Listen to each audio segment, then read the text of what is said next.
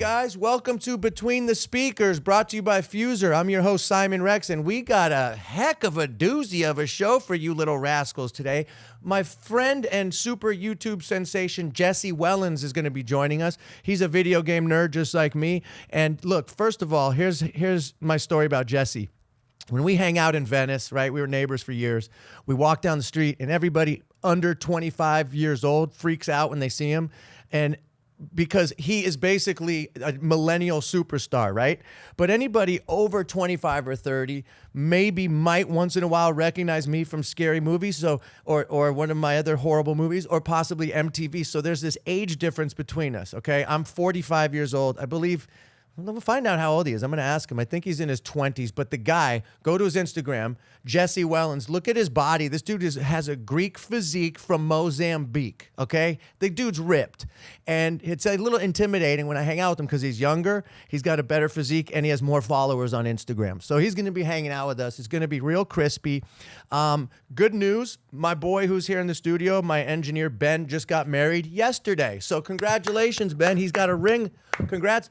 Thanks, Simon. I appreciate it. You're welcome. He has a ring on his finger, and he's like, oh, this feels different. I'm 45 years old, never been married, no kids that I know of. I just made that one up. And I could barely handle having a girlfriend at 45 years old, all right? I have the body of a 44-year-old, but I'm 45. I don't know how you do it, Ben. Marriage scares the crap out of me. I mean, I'm an only child, so I have those like issues. That's why I love video games, because growing up as a kid, my TV was my best friend. So I played video games my whole life, and I'm a video game nerd. And it's all because my mom and dad got divorced when I was 2 years old, and I have separation. I have deep childhood issues, abandonment issues, and I didn't have any friends. So this you're looking at a product, a 45-year-old child. I'm eternally a little kid. But you know what? I feel like there's something that's good about that. They say, it's a famous saying, don't grow up, it's a trap, right?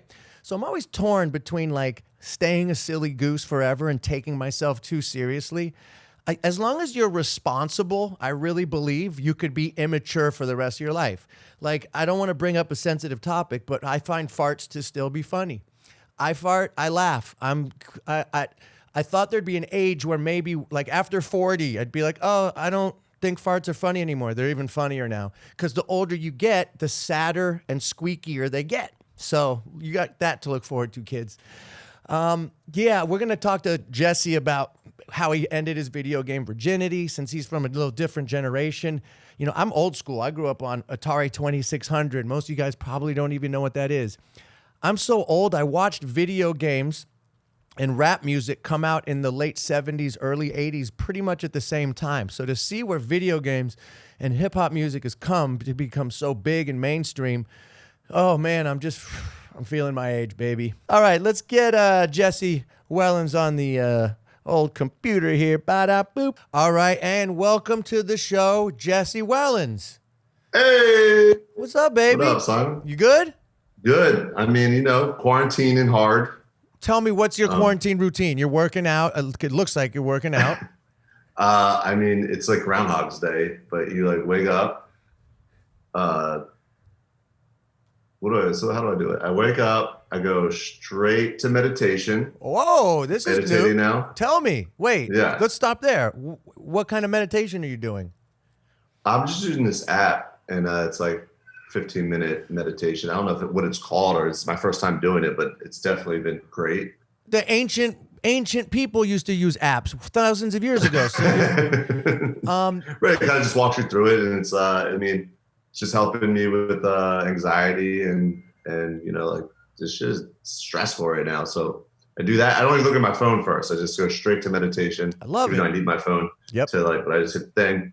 Then I work out, eat breakfast, do some work on the emails, and that's it. Sit and play Call of Duty for the rest of the night. So you're a gamer. Oh yeah. Tell us about how you ended your video game virginity. What was your first game? And tell us about the history of your game. Oh yeah, for sure. Like I grew up with my first was an Atari 3. I don't remember the numbers. It was an Atari. Then I graduated to Super Nintendo. Woo! Super, you know, like Mario Brothers, the whole thing. Sega. I had a Sega. What? I had Dreamcast. I had every system. You're a gamer. Nintendo. Oh yeah. Okay. So you've been gaming your whole life. You know about video games. You've watched the evolution of gaming. Do you do online gaming ever? Are you that guy? Yeah, I'm gaming online right now. So you have to. Okay. So let's go backwards a little bit, and then we're gonna talk about this video game FUSER. So I turned you on to yoga. Oh yeah. Did I take 100. You to the first class, or did I point you out? You took my yoga virginity, Simon. You did. Ooh, so now you're doing yoga and meditation. You're gonna turn. Oh yeah, dude. This is what it's gonna be. I am. I'm turning to you. I'm looking at places in Joshua Tree one day. Dude, you don't want to end up like this. Maybe maybe you do. I don't know. All right, let's tell the people. Let's go backwards even a little bit more. So you started off YouTubing when YouTube kind of first. What was your history with YouTube? You started off doing pranks. Is that correct? No, like basically, I was in the military for 6 years, and when I was in the military, I'm gonna keep it short.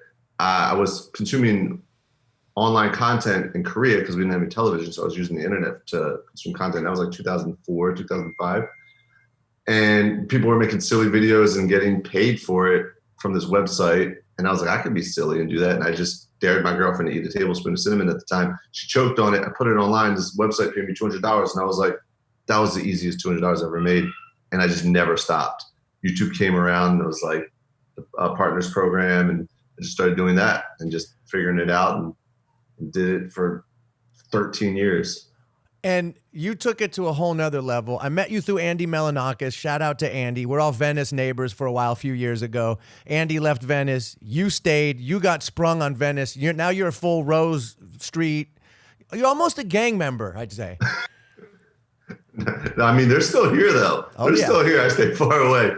But they're on your I love block. Venice. They're on your block. Oh, yeah. The street I live in now, people that been here for a while like, oh, that street was the hood. Oh yeah. Now it's a bunch of like millennials. Now it's us. Now it's me, you, and Andy. Yeah. Now it's me, you, and Andy Melanakis. So yeah, that's how we met. We both became Venice homies, and we got the electric bikes. We cruise around, and I didn't really know who at the time who you were, and forgive me for not understanding, but straight down the line, me and you would go to lunch, and anybody under 25 would be freaking out over you, like, oh, can I get a picture? And I was like, Andy, I don't understand, like, who is this guy? He's like, oh, he's my YouTube homie. He's got like worldwide fans. And I just watch people trip out. And it was real interesting to me because I come from the generation before, which isn't that long before, but it was more just like, MTV, Scary Movie, all these other things. And then you created this whole thing without the Hollywood infrastructure. And I was like, oh my God, this is like some G code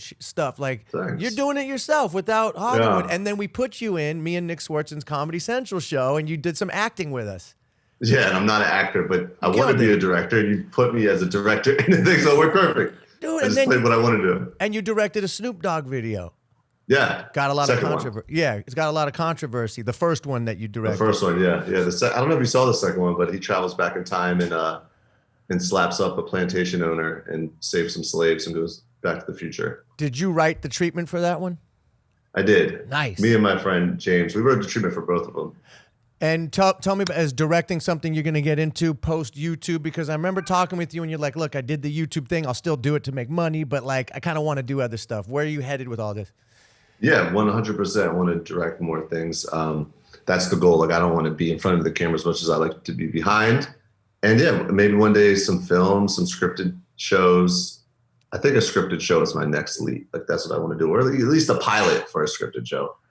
Unless you wanna be in it, that'd be cool. Of course, I'll do anything. I'll do whatever. I like working with my friends. That's the best stuff, is kind of working with your boys and girls. Now, you, I believe that you, like, watching you over the last few years and being your friend, you're always like, oh, I got to fly to Paris and do this thing with Kanye West. Maybe I'm twisting stories together, but it's like you're always working with like big sponsorships, and every time I'm at your house, you're getting a box of stuff sent to you, and I'm just like, dude, you get so much amazing stuff. YouTube's been pretty good to you. Oh yeah, yeah. Like having an influence has been very nice. Like, you get free shit. Like, that's amazing. Yeah. And usually I just give it away to all my friends that come that are my same sneaker size or whatever. But right. Yeah, I mean, I have no complaints about that at all. Yeah, I think it's just going to be the launching pad for you to do directing. I mean, look, without YouTube, you wouldn't be directing Snoop Dogg videos. That was your was your segue into it. It's so crazy to think. Do you ever trip out and go like, "Wow, if I never would have put cinnamon in my ex-girlfriend's mouth in Korea, like how it's just crazy." Yeah, it's a trip. It's like I would have never, if you would have told me 15 years ago that I was doing Snoop Dogg music videos and getting tweets by the president of what we did. Oh, yeah, you pissed, dude. Okay, tell that story, can you? Or are you going to get the president? No, I can tell that. Like the last music video was so controversial at the time.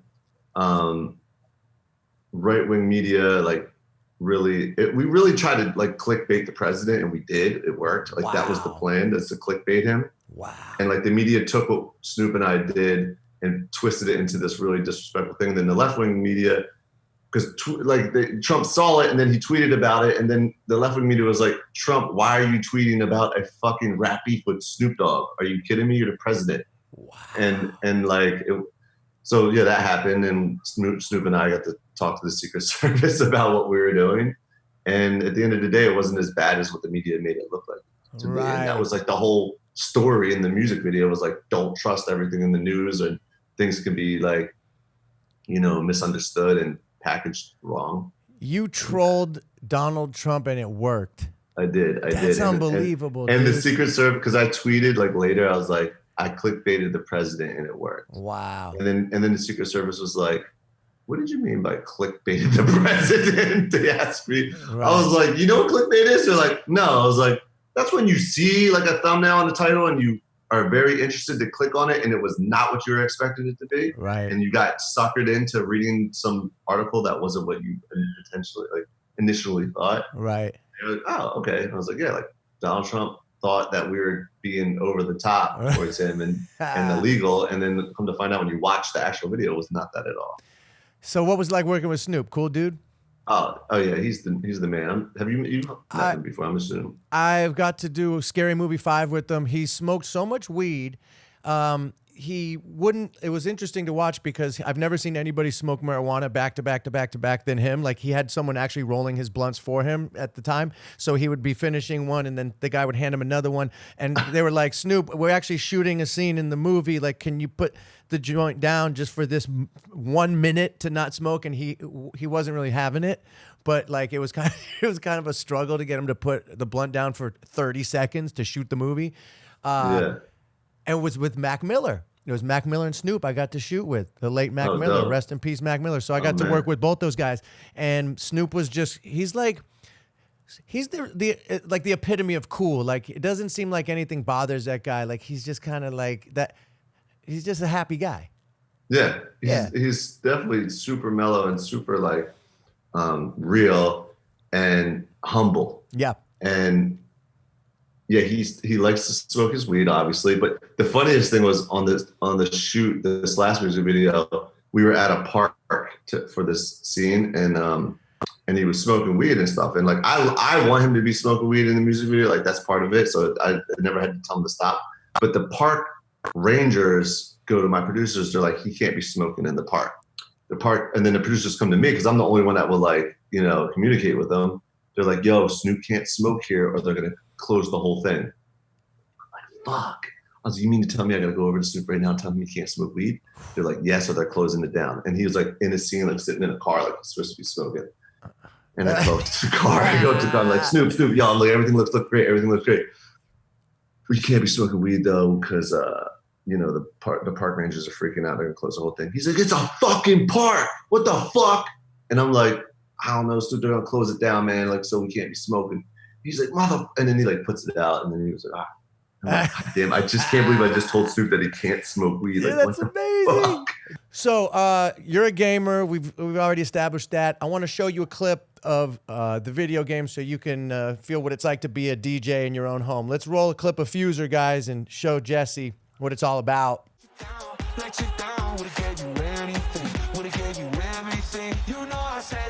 Well, you could mix LMFAO with, you could mix it with Post Malone, Lil Nas X, Lady Gaga. I mean, the biggest songs in the world. And you kind of can't go wrong. Like most DJs actually have a little room for error where they might skip something. It's almost impossible to sound bad. You just are a flawless DJ in your living room. Does that look kind of cool? Yeah, does it come with an actual DJ pad too, or it's You know, you drop the songs down into the thing. Oh, okay, I see. Yeah, you drop them down. You pull them that's down. tight. Yeah. I actually grew up playing Guitar Hero pretty religiously in my living room, thinking I was a rock star. So This is I'm happy that it's like hip hop and dance music. Last question, then I'll let you get back to your quarantine meditation yoga path. Thank you. What's your favorite tool to murder someone in your arsenal behind you in the shed back there? What do you like? Oh shit. All right, hold on. I'll show you 1 second. All right, hold on. get it. Yeah, not many people know this, but Jesse Wellens is actually a homicidal maniac. So let's see what he likes to kill people with. That does look like, I mean, that's an insane person's house, by the way. I mean, I think I see, he has a skateboard, he has spray paint, there's a decapitated, oh my God, is that oh, dude, what? Quarantine Johnson, dude. Oh my God. Wow, dude. All right, well, I mean. That's probably my favorite one, the flamethrower. All right, I guess we got to go out with that. You win. I guess don't. So anybody watching. Oh shit! What's on fire? Oh, anybody watching? Don't go to Jesse Wellens' crib. You're gonna get lit up, dude. Thank you for your time. We love you, bro. You're the man. We'll go to yoga when all this madness is over. All right. Thanks, Simon. What a good guy, huh? And what shoulders? That guy works out. I need to start working out more. Oh, it was great catching up with my boy. I hope you guys enjoyed that conversation. He's a gamer. I'm a gamer. You know what? I just want to tell you guys before I go: keep it crispy. Keep it extra crunchy, and don't be a crispy baby. Or actually, no, you know what? I changed my mind. I want you to be a crispy baby. And I'll see you guys next time on Between the Speakers from FUSER, baby. Ow. Between the speakers, between the speakers, between the speakers, between the speakers, between the speakers, between the speakers, between the speakers. Between the speakers.